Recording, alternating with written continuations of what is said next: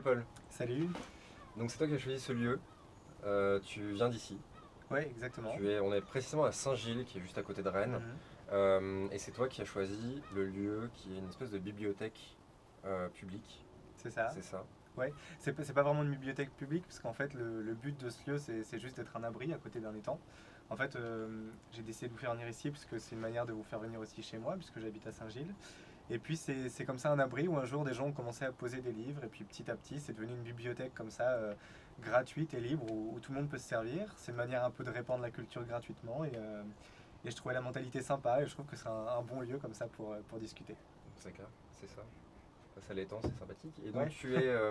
donc tu es à Rennes pour tes Mhm. études, je pense, pour ce genre de choses. Ouais. Tu as fait tout ton cursus scolaire, par exemple, à Rennes.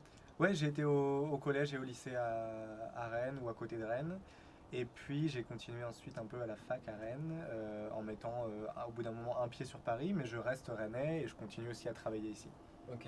Et donc toi, tu es ce qu'on peut appeler un jeune réalisateur, en fait, hein, Mhm. tout simplement. À quel moment de ton parcours c'est intervenu? À quel moment c'est devenu un objectif, en quelque sorte, professionnel? De faire du cinéma, Ouais. c'est arrivé assez vite en fait, parce que j'ai des parents qui sont dans le théâtre. Et très vite, j'ai réalisé que moi, c'était pas vraiment ce que je voulais faire, que je voulais aussi comme ça raconter des histoires, transmettre des idées. Et puis le cinéma est vite apparu comme une évidence quand j'étais à la fin de primaire en fait. Je me suis dit que si j'allais voir des films, il y avait forcément des gens qui les faisaient ces films. Et si eux ils le faisaient, bah, peut-être que moi aussi je pouvais le faire. Et là tout de suite, j'ai eu envie de faire un film, j'ai emprunté un caméscope, j'ai fait quelque chose qui n'a jamais été monté après. Mais c'était un début, une sorte de me dire que voilà, c'est une belle façon de raconter des histoires, de donner vie à des personnages aussi. Et ça m'a suivi tout le temps. Au collège, j'ai voulu continuer. J'ai intégré une petite option cinéma au collège. Au lycée, je suis rentré carrément en classe cinéma. Et puis, j'ai continué dans les études vers le cinéma. Ok. Et toi, fait particulier, tu as terminé ta licence à Paris, Mhm. à la Sorbonne plus précisément, c'est Ouais, ça? exactement. Et du coup, est-ce que tu as vu une différence au niveau, ne serait-ce que des enseignements, Mhm. entre Paris et Rennes? Oui, alors en fait, je ne l'ai pas fait vraiment par choix. J'ai décidé de m'engager dans une asso qui était à Paris, qui est une asso de réalisateurs qui s'appelle la Société des réalisateurs de films. Et l'engagement que ça me demandait à Paris me permettait pas d'aller à la fac tout le temps à Rennes. Et à ce moment-là, ils n'ont pas vraiment autorisé une dispense d'assiduité, puisque comme c'était un engagement associatif et bénévole, c'était mon problème, Ouais. c'était ma vie à côté, et ça ne devait pas venir gêner les cours. Donc en fait, j'ai découvert que Paris 1 proposait l'enseignement à distance, donc ils m'ont envoyé les cours par la poste. Et j'étais plutôt satisfait en lisant les cours, puisqu'il y avait des choses assez intéressantes, notamment sur les relations entre cinéma et télévision, et qui poussaient, je pense, un peu plus à après entrer dans la profession, Mhm. même si ça restait très théorique. Et du coup, j'ai plutôt aimé cette année où j'ai pu gérer mon emploi du temps comme je le voulais, parce qu'il n'y avait pas d'heures de cours, en fait, j'étais à distance complètement. Et je suis juste allé aux examens, et les cours préparaient plutôt bien aux examens, puisque j'ai pu avoir mention bien en travaillant régulièrement, mais sans trop d'efforts non plus. Mm. Et ça n'a pas posé de problème à Rennes 2 que tu partes à Paris sur le principe? Est-ce qu'il y a une guéguerre Non, entre je les pense pas facs? qu'il y ait une guerre entre les facs, et surtout, enfin, je l'aurais pas dit, je me suis pas dit, ouais, je me barre pour Paris en fait. C'est juste que j'ai quitté aussi un environnement et des amis à Rennes que je continue ça à fréquenter, et je me suis dit que c'était un peu dommage que la fac n'encourage pas plus justement Mm. les engagements associatifs ou autres, Ouais. parce que si Rennes 2 m'avait dit, ah très bien, tu es à la SRF à Paris, ben en même temps tu peux continuer la fac chez nous, je l'aurais fait volontiers. Je suis pas allé à Paris parce que dans ma tête Paris c'est mieux, vraiment. Mm. C'est juste que c'était plus arrangeant pour moi. Ok. Et est-ce que du coup, avec la Sorbonne, tu as pu faire des films plus facilement à côté? Alors, il me semble que c'est un petit peu plus pratique que Rennes 2. Après, pour autant, comme j'étais pas physiquement à la fac, on avait un film à réaliser en L3, mais comme je sais qu'ils ont également affaire à Rennes, donc voilà, j'ai fait ce film de mon côté, et je sais qu'ils ont aussi du matériel à Paris 1, mais voilà, je connais des étudiants là-bas, j'ai pas l'impression qu'ils font non plus plus de tournage qu'à Rennes, hein. C'est D'accord. le système en général dont je parle. Pour avoir vu quelques-uns de tes derniers films, Mhm. pour le coup, tu es revenu à Rennes pour les faire. Oui, oui, ça c'est marrant. Par Disons volonté, je que veux dire, en quelque sorte, quand tu as le choix, tu préfères les faire à Rennes. mhm. En fait, on a dit à un moment, ouais, du coup, Paul, il est parti à Paris. C'est pas vrai, je suis jamais vraiment parti à Paris. J'ai mis un pied là-bas, mais je reste à Rennes. Mhm. Mes films, je les fais à Rennes. Je les fais avec bien souvent des productions rennaises, des techniciens bretons aussi. Donc, non, c'est vraiment une volonté de rester ici, d'ancrer aussi ce que je fais dans le territoire, parce que c'est un territoire qui m'intéresse énormément. Et du coup non, Paris j'y suis, mais je ne m'imagine pas pour l'instant tourner un film à Paris, sauf si l'action doit vraiment s'y dérouler.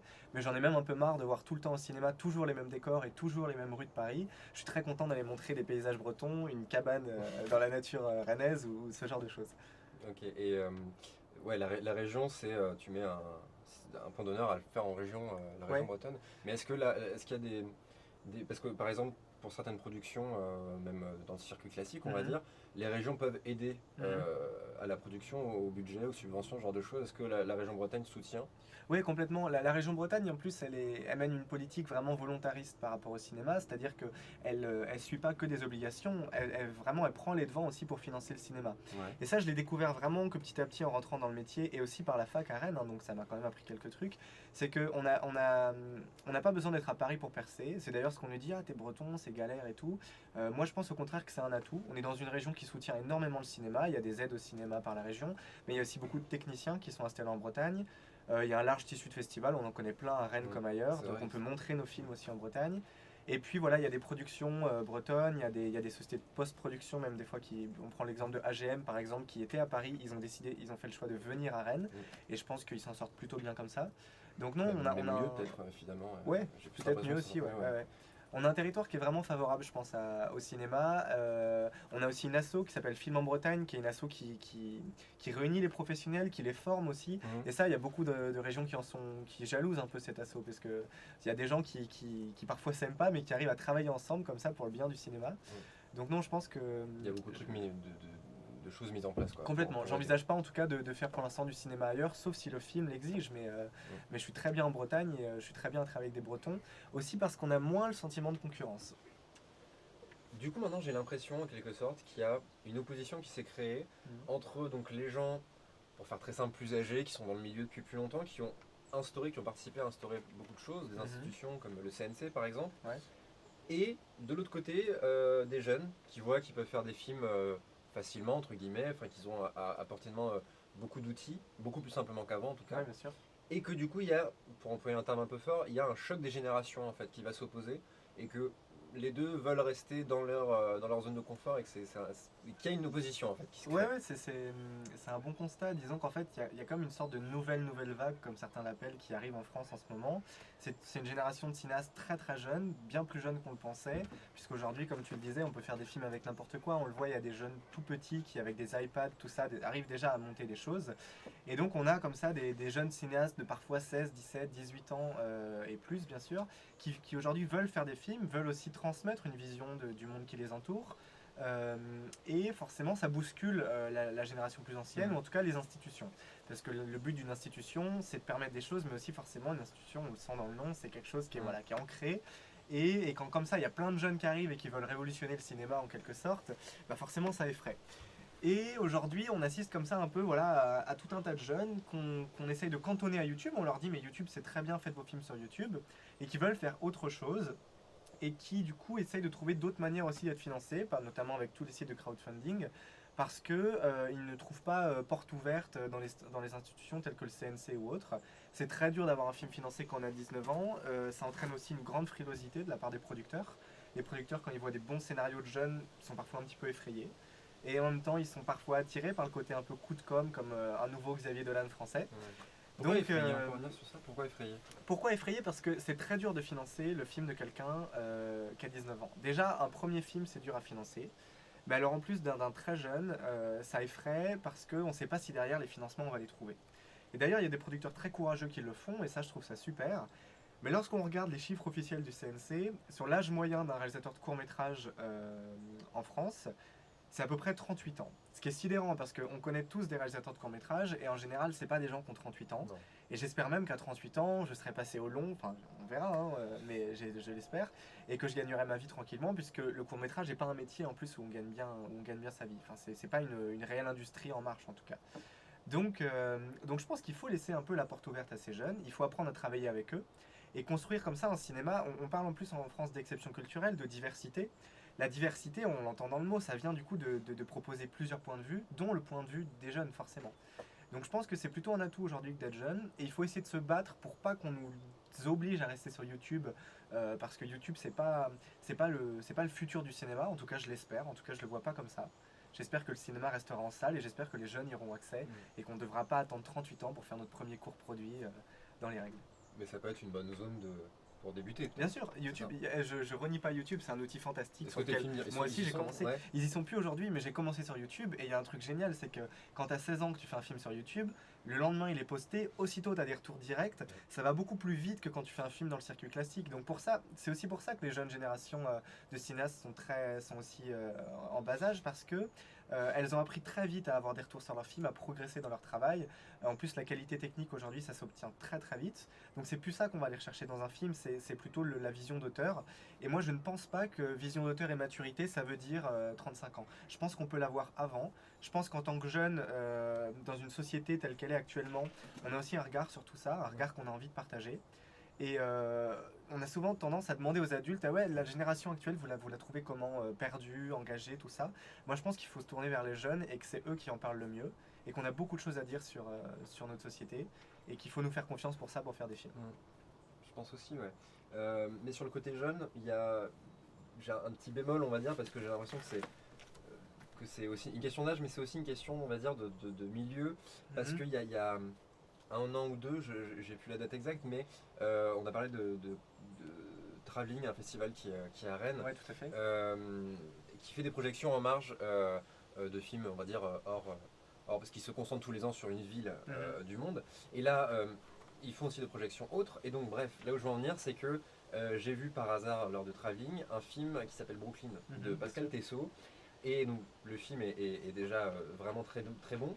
Mais le réalisateur avait fait une espèce de question-réponse à la fin du film. Et lui met un point d'honneur à expliquer la difficulté qu'il avait eue à faire voir son film, tout simplement. Tout à fait. Et que lui s'est opposé, alors peut-être pas officiellement au CNC ou quoi que ce soit, mais il parlait plus par exemple de la Fémis. Pour faire simple, je vais essayer de paraphraser un peu, mais il expliquait que le fait qu'il ne vienne pas lui d'institutions, d'écoles, de genre de choses reconnues comme la Fémis, qui est un peu la plus grande école publique, on va dire, de cinéma, la Fémis l'avait un peu cassé dans sa volonté d'avoir des agréments, ce genre de choses, quoi. Tout à fait, ouais. Et donc lui, c'est pas du tout le fait qu'il soit jeune ou quoi que ce soit. Donc, ce dont tu parles, je pense, c'est qu'à la fois on a un cinéma qui est jeune d'un côté, et puis on a un cinéma aussi qu'on va dire sauvage. C'est-à-dire, aujourd'hui, il y a beaucoup de films qui sont faits avec moins de budget, aussi parce que ce sont des films qui répondent pas au schéma classique de financement. Par exemple, je veux traiter d'un thème qui est ultra actuel et j'ai besoin de faire mon film demain, et ben je peux pas attendre 2 ans qu'un producteur trouve les financements. Donc c'est des films qui vont être faits avec moins d'argent et qui derrière ne pourront pas prétendre à l'agrément et tout un tas de choses très techniques, et donc qui ne vont pas être considérés par le CNC ou d'autres institutions comme dans le circuit, qui vont avoir derrière beaucoup de mal à sortir en salle, qui ne pourront pas prétendre au César. Et c'est tous ces petits films fragiles aujourd'hui qui posent un peu problème, qu'on essaie parfois même d'enterrer, alors que je pense que c'est de là qu'on peut trouver aussi une vraie vision d'auteur. Tu parlais de Brooklyn, c'est un film magnifique, c'est un film qui a eu beaucoup de mal à se faire et qui a eu derrière beaucoup de mal à être distribué, qui n'a pas fait énormément d'entrées en salle alors qu'il est incroyable ce film. Moi je pense qu'on pourrait presque créer une sorte de label espèce en voie de disparition pour ce genre de film, parce que ça a marché pour les animaux, ça a éveillé la curiosité des gens. J'aimerais que la curiosité des gens se tourne vers ce genre de petits films aujourd'hui, qui parfois vont montrer quelque chose aussi de très étonnant, parce que le cinéma en France est financé souvent par des passages en commission. Ces films-là, eux, ne sont pas passés en commission, c'est-à-dire qu'ils sont complètement libres dans leur forme et dans leur fond. Personne à un moment n'a dit c'est pas mal mais tu pourrais un peu réécrire comme ça. Le gars il y est allé, il a fait son film avec sa propre vision. Et moi je pense que ça mérite d'être vu derrière, donc il faut soutenir ce genre d'initiative.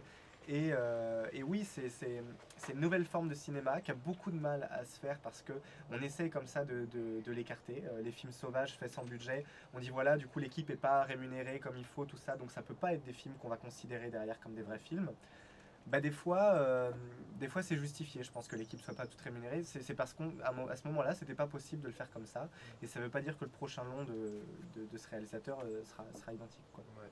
Et pour l'anecdote, on va dire, Brooklyn, pour le coup, en France, n'a pas été beaucoup distribué, mais dans le monde, il a fait beaucoup de festivals, ce genre de choses. Ouais. Il a voyagé Amérique du Sud, tout ça. Bien sûr, il a beaucoup hyper impressionnant de se dire que, quand moi je l'ai vu, c'était peut-être une des rares diffusions en salle en France, quoi. J'ai trouvé ça. Tout à fait. En fait, c'est le paradoxe un peu dans le cinéma français, c'est que pour les jeunes ou pour ces films un peu dits sauvages, Il y a un Ils rejet, quoi. vont aller représenter la culture française à Ouais. l'étranger, mais la culture française elle-même les renie un peu en disant ah non, ça c'est pas de nous. Parce que le film sort en France pas avec des agréments, tout ça, donc la culture française à un moment ne l'a pas soutenu comme il fallait. Et derrière, par contre, ça va représenter, on va dire ah les Français, qu'est-ce qu'ils sont forts quand on a vu Il y a Brooklyn. une patte quand même. Voilà, et du C'est coup, ça. je pense qu'il faut aujourd'hui apprendre à travailler avec ces films-là, et je crois que le CNC travaille en ce moment dessus. Ils essayent d'ouvrir une brèche comme ça pour ces films fragiles, ces films faits avec un peu moins d'argent, et j'espère que ça va se faire parce que des fois, il y en a des films comme ça et c'est justifié. C'est pas juste des réalisateurs qui ont dit non, j'ai pas envie de payer mon équipe, j'ai pas envie de me faire chier à avoir de l'argent. Tout le monde veut faire des films avec de l'argent. Si Pascal Tessot, pour faire Brooklyn, il avait pu avoir 2 millions, il l'aurait fait avec 2 millions. C'est juste que la démarche de son film ne le permettait pas. Ok. Et est-ce qu'on peut faire du film sauvage en Bretagne? Ouais, bien sûr, on peut faire des films sauvages partout. Est-ce que c'est C'est, plus facile de le faire en Bretagne? Ouais, non, pas forcément plus facile, je sais pas. Disons qu'en Bretagne, on trouve vite des partenaires qui peuvent prêter du matériel, qui peuvent prêter aussi des techniciens bénévoles, des fois, qui font leur intermittence à côté avec d'autres tournages. Du coup, ça les dérange pas, 1 ou 2 jours par an, parfois plus, de venir comme ça prêter un coup de main sur des tournages bénévoles et des tournages de jeunes.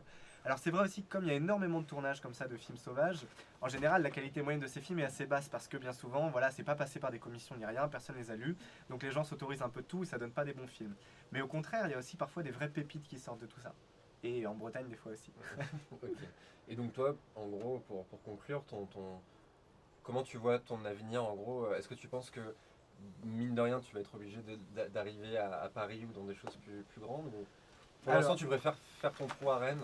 Ce qui est En sûr, Bretagne c'est que je le dis aujourd'hui et j'espère que je m'y tiendrai. On peut ressortir l'interview dans 10 ans. Hein. Fais Carrément. attention. Je n'irai jamais à Paris dans le sens vivre complètement à Paris et j'abandonne la Bretagne. Ouais. Je pense pas en tout cas que c'est nécessaire pour le métier que je veux faire. Par contre, c'est sûr que voilà, j'ai un pied déjà sur Paris et je vais le garder parce qu'il y a plein de choses à faire là-bas.